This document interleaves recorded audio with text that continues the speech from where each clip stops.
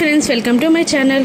ఈరోజు వీడియో చాలా ఎంటర్టైనింగ్గా ఉందండి. వీడియోని ఎక్కడ స్కిప్ చేయకుండా ఎండ్ వరకు చూసేయండి. ఇక బాగీతో అనుబంధం తెగిపోయిందని, తను నా భార్య కాదని నేను అక్కడే వదిలేసి వచ్చానని చెప్తున్న అమర్ని నిర్మలమ్మ గారు ఇలా అంటుంటారు. అది తప్పు నాన్న, జరిగే పరిణామాలు తెలుసుకోకుండా అనవసరంగా నిర్ణయాలు తీసుకోకూడదు నాన్న. తను నీ జీవితంలోకి రావడం అనేది నీ జాతకంలోనే ఉంది. ఆ తాలిబంధాన్ని, ఆ కొంగుముడిని, నీ జాతకాన్ని నువ్వు ఎన్నడూ మార్చలేవు నాన్న. అయినా మిస్సమ్మ చేసిన ఈ యొక్క చిన్న తప్పుని నువ్వు మన్నించలేవా అని అంటూ ఉండగా అమర్ ఇలా అంటుంటాడు. నేను తన మెడలో ఇష్టంగా తాళి కట్టలేదమ్మా, ఎంత కష్టాన్నైనా భరించడానికి.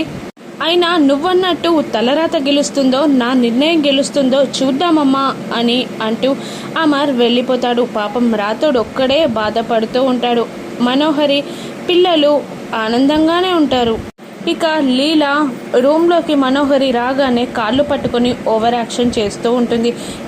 ఏం చేస్తున్నావు, నన్ను పడేయడానికా అని మను అంటూ ఉండగా, లేదమ్మగారు, మీ దగ్గర గురు శిష్యరికం చేద్దాం అనుకుంటున్నాను.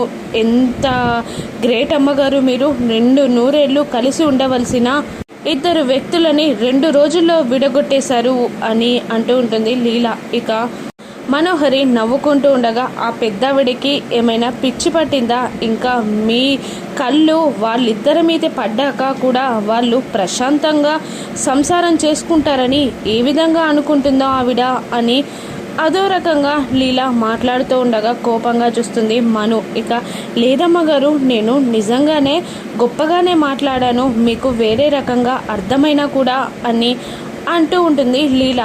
నీ పొగడ్తలు చాలు కానీ వెళ్ళి టిఫిన్ రెడీ చేయి, నాకు చాలా ఆకలిగా ఉంది అని మను అనగానే లీల వెళ్ళిపోతుంది. ఇక తెల్లవారుతుంది. అమర్ రాతోడు ఇద్దరు సరస్వతి మేడంని కలవడానికి హాస్పిటల్కి వెళ్తారు. ఇక సరస్వతి మేడంని ఆ డాక్టర్ ట్రీట్ చేస్తూ ఇంజెక్షన్ వేస్తూ మెడిసిన్ అంతా చెప్తూ ఉంటుంది. అక్కడ ఉన్న సిస్టర్కి ప్రతి 1 అవర్కి అబ్జర్వ్ చేస్తూ ఉండండి అని అంటూ ఉంటుంది డాక్టర్. ఇక డాక్టర్ బయటికి రాగానే ఏం ప్రాబ్లం లేదు కదా మేడం అని అమర్ అడుగుతుండగా, ఏం ప్రాబ్లం లేదు సార్, కానీ స్పృహలో లేరు మేడం, కాస్తన్ని రోజులు పడుతుంది కోలుకోవడానికి, మేము ఖచ్చితంగా తనని రికవరీ చేసే తీరుతాం సార్ అని అంటుంటుంది డాక్టర్. ఇక రాతోడ్ ఇలా అడుగుతుంటాడు, మేడం మీరేమీ అనుకోకపోతే నేను ఒక మాట అడగొచ్చా అని రాతోడ్ అంటుండగా, ఏంటి సార్ అది అని అడుగుతూ ఉంటుంది డాక్టర్. ఏంటి అసలు ఏం జరుగుతుంది మేడం ఇక్కడ? మొన్న మార్నింగ్ కాల్ చేసి మేడం కనిపించట్లేదు, వెళ్ళిపోయింది అన్నారు, మళ్ళీ వచ్చిందన్న విషయం మాకు చెప్పలేదు, పైగా సాయంత్రమే వచ్చింది, ఆవిడే వచ్చింది, కళ్ళు తిరిగింది, స్పృహ లేదు, నీరసంగా ఉంది అని ఆ మేడమే హాస్పిటల్లో జాయిన్ అయ్యారు అని చెప్పారు. ఇప్పుడు మళ్ళీ స్పృహ లేదు అంటున్నారు. స్పృహ వచ్చాక మేడం వచ్చి హాస్పిటల్లో జాయిన్ అయినప్పుడు ఇప్పుడు ఆ మేడంకి స్పృహ ఎందుకు ఉండదు మేడం అని రాతోడు అడుగుతుండగా, ఏంటి సార్ ఏం మాట్లాడుతున్నారు? అంటే మేమేమైనా అబద్ధం చెప్పాననుకుంటున్నారా? మేమేమైనా కావాలని చేశాననుకుంటున్నారా అని డాక్టర్ రాతోడ్కి రివర్స్గా మాట్లాడుతుండగా అమర్, సారీ మేడం, మా రాతోడ్ తెలియక మాట్లాడాడు, మీరు మేడంని జాగ్రత్తగా చూసుకోండి, ఎంత ఖర్చైనా నేను భరిస్తాను అని అంటాడు అమర్. ఇక మేడం వెళ్ళిపోతుంది, డాక్టర్ మేడం వెళ్ళిపోతుంది. ఇక రాతోడ్ నువ్వు ఇలా రా అని అంటూ రాతోడ్ని పక్కకి తీసుకెళ్తాడు అమర్. ఏం మాట్లాడుతున్నావు రాతోడ్ నువ్వు అసలు అని అడుగుతూ ఉంటాడు అమర్. అది కాదు సార్, మిస్సమ్మ నిన్న ఏం చెప్పిందంటే, సరస్వతి మేడం మన ఊర్లో ఉందని చెప్పింది, మిస్సమ్మ ఎప్పటికీ అబద్ధం చెప్పదని నా నమ్మకం సార్ అని అంటూ ఉంటాడు రాతోడ్. సరే నమ్ముదాం, మిస్సమ్మ అబద్ధం చెప్పదని అనుకుందాం, మిస్సమ్మ నిజాయితీ కలదాలదే అనుకుందాం, కానీ ఒక మనిషి మీద నమ్మకం ఉండొచ్చు కానీ ఆ నమ్మకంతో మరొకరిని అనుమానించకూడదు రాతోడ్. అయినా నేను ఒక ప్రశ్నలు అడుగుతాను, నువ్వు సమాధానం చెప్పు. ఆరుకి బాగీలా దగ్గరైంది, మిస్సమ్మల పెద్దవాళ్ళకి పిల్లలకి దగ్గరై మనసులు గెలుచుకుంది. ఇక నగల విషయం అంటావా, పక్కన పెట్టు, వదిలేస్తాను, కానీ ముసుగు వేసి నాతో మనోహరి ప్లేస్లో ఉండి ఎందుకు తాళి కట్టించుకుంది? దానికి నాకు రీజన్ చెప్పు మిస్ అమ్మని నేను ద్వేషించడం వదిలిపెడతాను అని అమర్ అంటుండగా, పాపం రాథోడ్ దగ్గర సమాధానం ఏముంటుందండి, అది ఆరు చేసిన తప్పు కదా. రాథోడ్ సైలెంట్గా ఉండిపోతాడు. ఇక అమర్ అక్కడి నుండి వెళ్ళిపోతాడు. ఆరు ఆలోచిస్తూ ఉండగా గుప్తా గారు డిస్టర్బ్ చేస్తూ ఉంటారు. ఏంటి గుప్తా గారు, నన్ను ఎందుకు డిస్టర్బ్ చేస్తున్నారు అని అడుగుతూ ఉంటుంది ఆరు. నువ్వు ఏదేదో ఆలోచించి ఏదేదో ఘనకార్యం చేస్తావు కదా, అందుకే నువ్వు ఆలోచించకుండా నిన్ను డిస్టర్బ్ చేస్తున్నాను బాలిక అని అంటూ ఉంటారు గుప్తా గారు. మీకు ఎప్పటికీ మీ స్వార్థమే కావాలా, ఇంకొకరి కూర్చి మీరు ఆలోచించరా అని ఆరు అంటుండగా, ఏంటి బాలిక, నేను స్వార్థపరున్నా, అవును కదా, అందుకే కదా నీకు హెల్ప్ చేయడానికి ఇక్కడికి వచ్చాను, నీకు ఒక్కరోజు గడువు కూడా ఇచ్చాను. అవునవును, ఎవరో స్వార్థపరులు నాకు కూడా తెలుసు, యమలోకానికి వెళ్ళగానే నా తప్పేమీ లేదంటూ నన్ను తప్పున తోసేసి ఎవరో తప్పించుకున్నారు. అయినా నేను స్వార్థపరుణ్ణే అయితే నాది తప్పు లేదు, నీదే మొత్తం తప్పు అని మా ప్రభు ముందు చెప్పకపోయేవన్నా అని అంటూ ఉంటారు గుప్తా గారు. సారీ గుప్తా గారు అని అంటూ ఉంటుంది ఆరు. ఇప్పుడు నేను ఆ బాలికతో మాట్లాడాలి అని అంటూ ఉంటుంది ఆరు. అంటే వాళ్ళిద్దరిని ఏమార్చాలా అని గుప్తా గారు అడుగుతుంటారు. అంటే ఏమార్చడానికి నీకు ఒక మనిషి కావాలన్నమాట అని గుప్తా గారు అంటుంటే ఆరు నవ్వేస్తూ ఉంటుంది.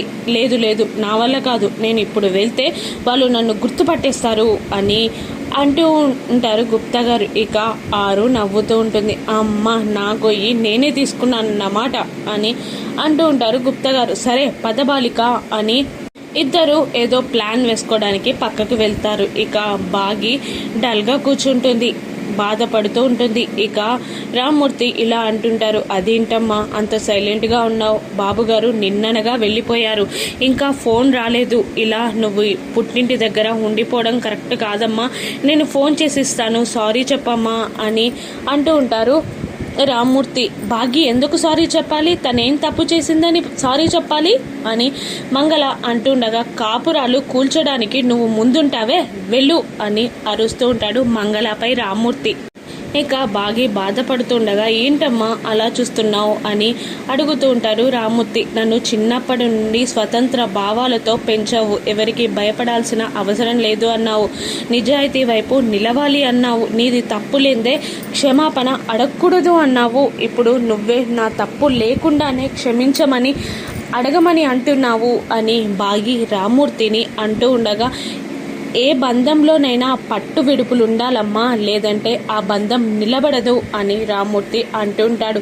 మా మధ్యలో జరిగింది గొడవ కాదు నాన్న, గొడవ అయితే నేనే ఒక్క అడుగు దిగేదాన్ని, నాకు ఏమీ అభ్యంతరం లేకపోయేది, కానీ అతను నన్ను నమ్మక నన్ను వదిలేసి వెళ్ళిపోయాడు అని అంటూ ఉంటుంది బాగి రామ్మూర్తితో. ఇక అప్పుడే గుప్తా గారు ఆరు ఇద్దరు ఇంటి ముందుకి వస్తారు. అమ్మయ్య, ఎవరూ లేరు, రండి గుప్తా గారు, టైం అయిపోతుంది అని ఆరు అంటూ ఉంటుంది. ఇక వస్తున్నా అని అంటూ గుప్తా గారు ఒక కోయదొర వేషంలో అక్కడికి వస్తారు. ఇక ఆరు గుప్తా గారిని చూస్తూ నవ్వుతూ ఉంటుంది. ఎందుకు నవ్వుతున్నావు బాలిక అని గుప్తా గారు అంటూ ఉండగా, మీరు ఆ గెటప్లో కన్నా ఈ గెటప్లోనే బాగున్నారు అని ఆరు ఏడిపిస్తూ ఉంటుంది. భలే అంటావు, ఎప్పటికీ ఇదే గెటప్లో ఉండమని కూడా అంటావు, నాతో నువ్వు దశావతారాలు ఎత్తించేలాగా ఉన్నావు అని గుప్తా గారు అంటూ ఉండగా, ఆ టైం వస్తే అది కూడా చేసేద్దాం గుప్తా గారు అని ఆరు అంటూ ఉంటుంది. ఇక మీరు ఇటు నుండి ముందుకు వెళ్ళండి, నేను వెనుక నుండి వెళ్తాను అని అంటూ గుప్తా గారిని లోపలికి తోసేసి ఇక ఆరు బాగిని కలవడానికి వెనకాల నుండి ఇంట్లోకి వెళ్తుంది. ఇక గుప్తా గారు కోయ భాషలో మాట్లాడుతూ ఉంటారు. అంబ పలుకు జగదంబ పలుకు, భవిష్యవాణి చెప్తాను, జరిగింది జరగబోయేది అన్నీ చెప్తాను అని గుప్తా గారు అంటూ ఉండగా, ఇక మంగళ బయటికి వస్తుంది. మంగళని చూస్తూ, అమ్మో ఆ బాలిక చెప్పినట్టే ఈ బాలిక బయటికి వచ్చిందే, భవిష్యవాణి మొత్తం చదివేసినట్టుంది బాలిక అని గుప్తా గారు ఆరుగుచ్చి మనసులో అనుకుంటూ ఉంటారు. ఇక మంగళ వచ్చేది కాక ఏమయ్యా ఏమయ్యా అని రామ్మూర్తిని కూడా బయటికి పిలుస్తూ ఉంటుంది. ఇక రామ్మూర్తి విసుక్కుంటూ బయటికి వస్తూ ఉంటాడు. మరోవైపు ఆరు బాగి దగ్గరికి వెళ్ళి, బాగి అని అంటూ ఉంటుంది. ఇక ఉలిక్కిపడి నిలబడుతుంది. మిస్సమ్మ, అక్క మీరా ఇక్కడ ఏంటి అని అంటుండగా, నేను బంధువుల ఇంటికి వచ్చాను అని తడబడుతూ చెప్తూ ఉంటుంది ఆరు. నిన్న రోడ్డుపైనే నిన్ను చూశాను మిస్సమ్మ, కానీ పిలిచాను, ఆ లోపు నువ్వు వినిపించుకోకుండా ఇక్కడికి వచ్చేసావు అని అంటూ ఉంటుంది ఆరు. నేను ఆ వార్డెన్ మేడంని వెతుకుతున్నప్పుడు నువ్వు చూసుంటావక్క అని అంటూ నిన్న జరిగిందంతా పూసగుచ్చినట్టు ఆరుకి చెప్పేస్తుంది బాగి. ఇక ఆ మనోహరి ఇంత ప్లాన్ చేసిందన్నమాట అని ఆరు అంటుండగా, అవునక్క టైం చూసి నన్ను ఇరికించింది అని బాగి అంటూ ఉంటుంది. మరోవైపు నా జాతకం చూడండి అని మంగళ గుప్తా గారికి చెయ్యిస్తుండగా, అబ్బబ్బా ఎంత దరిద్రపు జాతకమో, కుళ్ళు కుతంత్రాలు అన్నీ నీ జాతకంలోనే ఉన్నాయి. నువ్వు ఈ కుటుంబానికి విశ్వాసంగా ఉండకపోతే నీ జీవితం నాశనం అయిపోతుంది. ఇప్పటికైనా ఈ కుటుంబానికి కాస్త విశ్వాసంగా ఉండు అని మంగళాన్ని తిడుతూ ఉంటారు గుప్తా గారు. ఇక రామ్మూర్తి ఇలా అడుగుతూ ఉంటాడు, నాదొక డౌట్ కొంచెం తీర్చండి అని అంటుండగా, ఏంటది అడుగు అని గుప్తా గారు అంటూ ఉంటారు. నా పెద్ద కూతురిని పోగొట్టుకున్న దౌర్భాగ్యుణ్ణి నేను. నా పెద్ద కూతుర్ని ఒక్కసారైనా చూడాలనుంది, ఎక్కడుందో చెప్తారా అని రామ్మూర్తి అంటుండగా, ఇక గుప్తా గారు, నీ ఇద్దరు బాలికలు నీ దగ్గరే ఉన్నారు కదా అని అంటుండగా, ఇక రామ్మూర్తి షాక్ అవుతూ ఉండగా బాగి ఆరుని చూస్తూ ఉంటుంది. అమ్మో నాకేం తెలీదు అన్నట్టు ఆరు సైగ చేస్తూ ఉంటుంది. ఇక గుప్తా గారు మాట మారుస్తూ, అదే నీ మనసులో నీ ఇద్దరు కూతుర్లు ఉన్నారు కదయ్యా, అదే చెప్తున్నాను అని అంటూ ఉంటాడు గుప్తా గారు. ఇక ఆరు ఇలా అంటుంటుంది బాగిని, మరి నువ్విక్కడేం చేస్తున్నావు? ఆ మనోహరి ఆట కట్టించాలి అంటే నువ్వు అక్కడికి వెళ్ళాలి కదా. నువ్వు ఇక్కడున్నప్పుడే ఆ మనోహరి గెలుపు మొదలైనట్టు. నువ్వు ఇక్కడి నుండి వెళ్ళకపోతే పిల్లల భవిష్యత్తుని, ఆ పెద్దవాళ్ళని నాశనం చేస్తుంది మనోహరి. ఆ కుటుంబం నాశనం అయితే నేను తట్టుకోలేను అని ఆరు అంటుండగా బాగి షాక్ అవుతూ, అదేదో నీ కుటుంబం అయినట్టు ఎందుకంతలా ఫీల్ అవుతున్నావక్క అని అంటూ ఉంటుంది బాగి. లేదు, నా అనుకున్న వాళ్ళు బాగుంటేనే కదా మంచిగా అనిపిస్తుంది, అందుకే అలా అన్నాను. నువ్వు వాళ్ళని కాపాడాలి అంటే అక్కడే ఉండాలి, ఇక్కడ కాదు అని ఆరు నచ్చ చెప్తూ ఉంటుంది బాగికి. అలాగే అక్క, నేను అక్కడికి వెళ్తాను, ఆ మనోహరిని గెలవనివ్వను అని బాగి డిసైడ్ అవుతుంది. ఇక రామ్మూర్తి గుప్తా గారిని ఇలా అడుగుతుంటాడు, నా చిన్న కూతురికి ఈ మధ్యలో పెళ్ళయింది, మా అల్లుడు కూతురు మధ్యలో వివాదాలు వచ్చాయి అని అంటుండగా, లేదు ఇప్పుడు నీ కూతురే వచ్చి ఆ మెట్టినింటికి వెళ్తానంటుంది అని గుప్తా గారు అనగానే, నానా నేను మా మెట్టినింటికి వెళ్ళాలి అనుకుంటున్నాను అని అనేస్తుంది. రామ్మూర్తి సంతోషపడుతూ ఉండగా, ఇక మంగళ మాత్రం ఏమైంది పోరి నీకు, ఇప్పుడే వెళ్ళనన్నావు కదా, ఇప్పుడు ఎందుకు వెళ్తానంటున్నావు అని కసురుతుంది. వెళ్తానన్న ప్రశ్నలే, వెళ్ళను అన్న ప్రశ్నలే నా పిన్ని అని బాగి కోపంగా అంటూ ఉంటుంది. నచ్చజెప్పింది అని గుప్తా గారు అంటుండగా, ఎవరు అని షాకింగ్గా చూస్తూ ఉంటుంది మంగళ. అమ్మవారే నచ్చజెప్పింది, ఈ బాలిక వినేలా చేసింది అని గుప్తా గారు మాట మారుస్తూ ఉంటారు. ఇక ఇలా అంటూ ఉంటారు రామ్మూర్తి, అమ్మ నువ్వు బ్యాగ్ సర్దుకో, నువ్వు వెళ్ళడానికి ఆటో ఏదైనా తీసుకొస్తాను అని అంటూ వెళ్ళిపోతాడు. ఇక బాగిని అమర్ ఇంట్లోకి రాణిస్తాడా? మనోహరి ఆటని ఆరు బాగి కలిసి ఎలా కట్టిస్తారు, మనోహరికి ఏ విధంగా చుక్కలు చూపించనున్నారో రానున్న ఎపిసోడ్స్లో చూద్దాం. Thank you for watching.